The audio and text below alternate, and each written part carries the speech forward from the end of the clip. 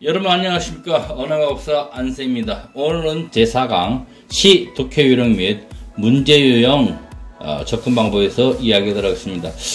시 문제는 보통 3개 내지 4개 나오는데 그 시 문제형은 5가지로 압축이 됩니다. 기본적으로 나오는 것이 이제 장르상 혹은 형식상 특징에 대한 문제가 나오고, 두 번째 정서, 심리, 태도 파악에 대한 문제, 그 다음에 시의 기능과 역할, 의미에 대한 문제, 네 번째 설명, 반응, 감상, 이해와 관련된 문제, 그리고 마지막 표현, 기호와 관련된 문제로 나옵니다. 이 5가지 유형인데 이것이 이제 서로 합해져 가지고 3 내지 4문제로 출제가 되는 것을 알 수 있습니다. 자, 그럼 여러분들 이제 시를 볼 때 굉장히 처음 보는 시가 나오면 이제 당황을 하죠. 고객님 당황했었어요? 당황을 합니다. 여러분들 처음 보는 소설 나오면은 별로 당황을 안 해요. 왜? 소설은 이야기 구조, 즉 스토리가 있기 때문에 난독증이 아닌 다음에야 읽어보면은 다 이해가 됩니다. 그래서 소설 같은 경우는 별로 어려웠지 않아요.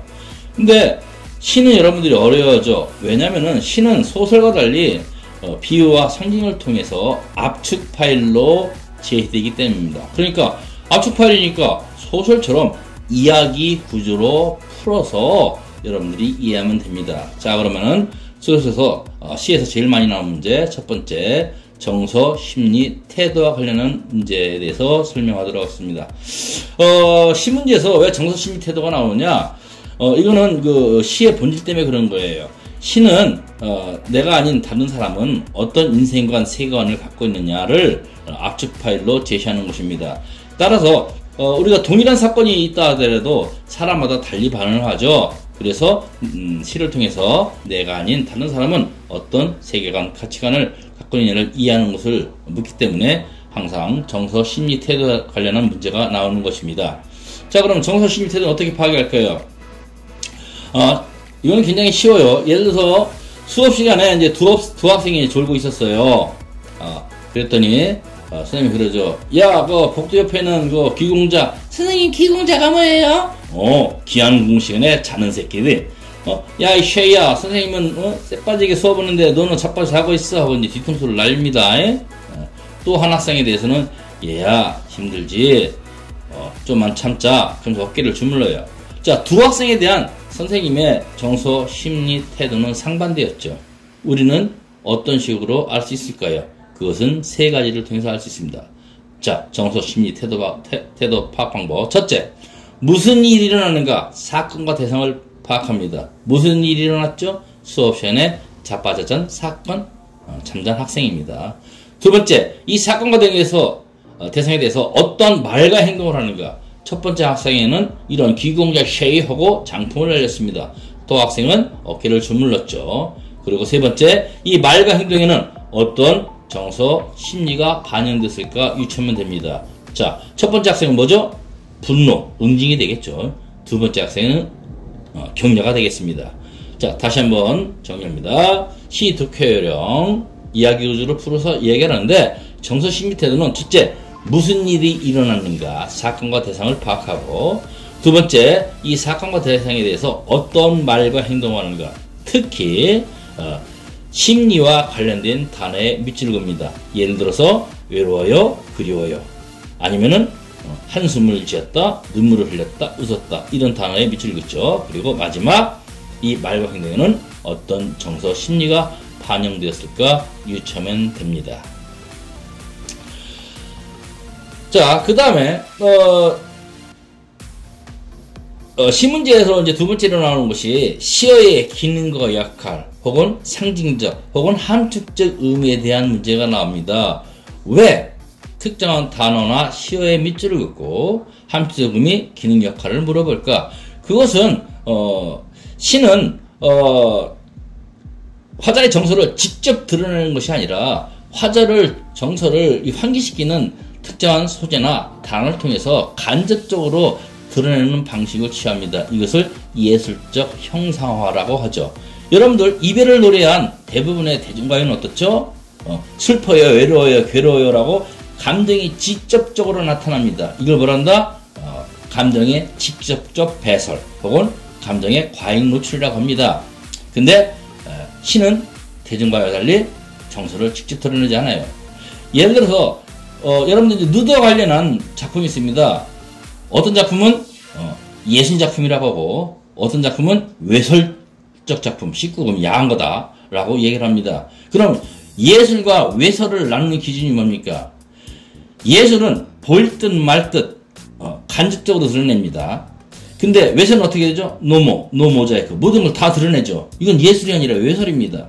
마찬가지로 시는 대중가요와 달리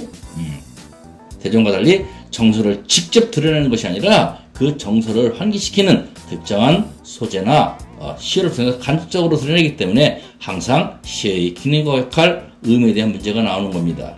자, 그러면은 시의 기능과 역할은 어떤 식으로 우리가 접근해야 할까? 자, 첫 번째, 그 단어를 둘러싼 밑줄진 단어를 둘러싼 수식어와 서술어에 주목합니다. 왜냐하면은 기능과 역할이라는 것은 문장론에서 동사와 형용사에 의해서 발현이 됩니다. 근데 동사와 형용사는 문장에서 어떤 식 역할을 하죠? 동사 형용사는 서술어와 수식어의 역할을 합니다. 따라서 밑줄진 시어의 수식어와 서술어, 즉 형용사와 동사에 주목하면은 시의 의미가 한 80% 정도 해결이 됩니다. 그런데 두 번째, 정서는 이 시어는 항상 화자의 정서를 드러내는 도구예요. 따라서 두 번째, 화자의 처지, 정서와 비교합니다. 그러면은 크게 세 가지로 나뉘어집니다. 그것을 도표로 보면은 기역, 니은, 디귿처럼 나오죠. 즉 화자의 처지와 시어가 같습니다. 이거 뭐란다? 시적 화자의 분신, 감정이입 방식이라고 합니다. 그리고 화자의 처지와 정반대예요. 이걸 말한다? 정서 환기의 자극제 방식이라고 합니다. 예를 들어서 영화를 촬영하는데 남녀가 이별합니다. 그러면은 이별하는 장면을 할 때는 대개 가을 혹은 저녁, 겨울 아니면 이제 눈이 내리거나 비가 떨어지거나 낙엽이 떨어지는 장면을 하겠죠. 이거는 이별의 정서를 효과적으로 드러내는 된장에 푹 고추 궁합을 해요. 그런데 크리스마스 이브 날 여자 그럽니다. 우리 헤어져. 혹은 발렌타인 날 우리 헤어져. 이러면 어떻게 되죠? 모든 사람들은 행복해하는데 나만 지금 이별하고 있어요. 그러니까 이건 뭐라고 해요? 이거는 전달에 맞아 부러뜨리는 거예요. 화자의 이별의 슬픔을 더욱 부가 강조하는 거죠. 미술력이면은 명암 대비 보색 대비예요. 이걸 시에서는 뭐라고 하냐면은 정서환기의 자극제 방식이라고 하는 겁니다. 그리고 세 번째, 특정한 시어나 소재를 통해서 화자의 처지를 연상하게 하는 경우가 있는데 이것을 정서환기의 매개체라고 합니다. 자, 근데 이와 관련해서 이런 식으로도 출제가 됩니다. 객관적 상관물이라는 말로도 나와요. 자, 객관적 상관물이란 월렛과 워렌이라는 사람이 1980년대 이제 말한 이론인데, 객관적 상관물이란 시적 화자의 정서를 드러내기 위해 사용되는 공식적 사물로서, 첫째, 감정이입 방식과 두 번째, 정서환기 자극제 방식, 세 번째, 정서환기 매개체 방식으로 제시됩니다. 근데 이제 실제 이 문제에서는 감정이입 방식과 정서환기 자극제 이 두 가지로 이제 되게 이렇게 출제가 되고, 그리고 기역과 디귿은 같은 의미로 해석하는 경우가 많습니다. 근데 기역과 디귿, 즉 감정이입 방식과 정서환기의 매개체 방식은 어떤 식으로 구분했느냐? 그거는 이 기역 같은 경우는 감정이 들어가 있지만 디귿 같은 경우는 감정이 없어요. 그러니까 감정의 유무에 따라서 감정이입 방식과 정서환기의 매개체 방식으로 나뉘어지는 겁니다. 예를 들어 봅시다. 자, 첫 번째, 울어라 울어라 새여 자곤 일어 울어라 새여 너보다 시름이 많은 나도 자곤 일어 울어라. 자, 시의 기능과 역할, 그 단어를 둘러싼 수식어와 서술에 주목한다 했죠. 새의 수식어가 뭐죠? 우는 새입니다. 그죠? 서술어도 우는 새입니다. 그러니까 새는 울고 있어요. 그리고 화제 처제 비교합니다. 나의 수식어가 뭐죠? 시름이 많고 나도 울고 있어요. 그러니까 새도 울고 나도 울고. 이건 뭐예요? 분신사바 오셨군요. 시적 화자의 분신, 감정이입 방식이 되는 겁니다.